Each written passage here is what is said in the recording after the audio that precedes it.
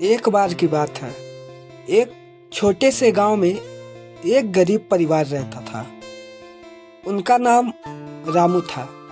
रामू के पास कोई अधिक संपत्ति नहीं थी, लेकिन उनके दिल में एक अद्भुत सपना था।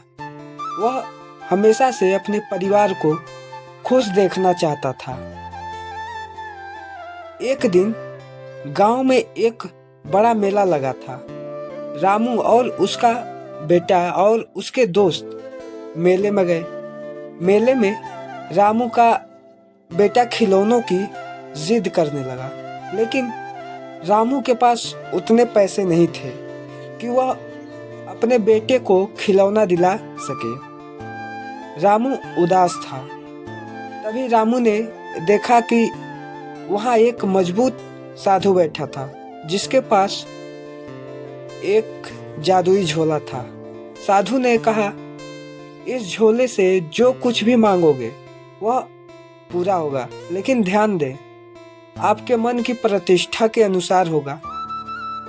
रामू ने साधु से झोला मांगा और जोर जोर से चिल्लाने लगा। चिल्लाते हुए कहा, मैं अमीर बनना चाहता हूँ। और फिर झोला खोला, लेकिन उस झोले में कुछ नहीं मिला। रामू का दिल टूट गया। फिर साधु ने कहा, रामू, धन की प्राप्ति से ज्यादा महत्वपूर्ण है आपकी अंतरंग।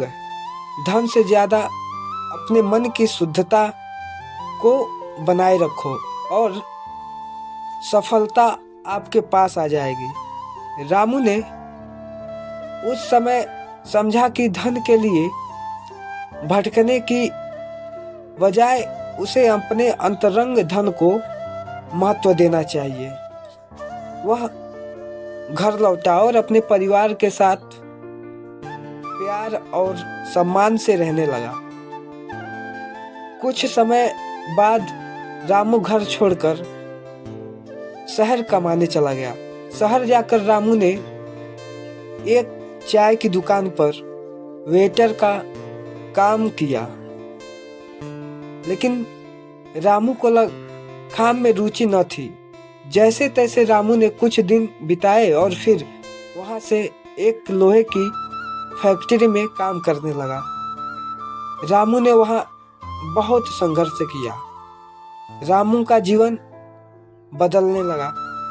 उसके प्रयासों और ईमानदारी की बदौलत उसका गांव और परिवार अब अधिक सुखी थे।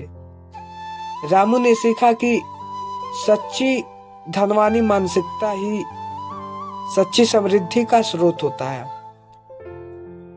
इस कहानी से हमें यह सीखने को मिलता है कि सच्चे सफलता का रहस्य मानसिकता से निहित है और संपत्ति की खोज के बजाय हमें अपने अंतरंग संसाधनों का महत्व समझना चाहिए।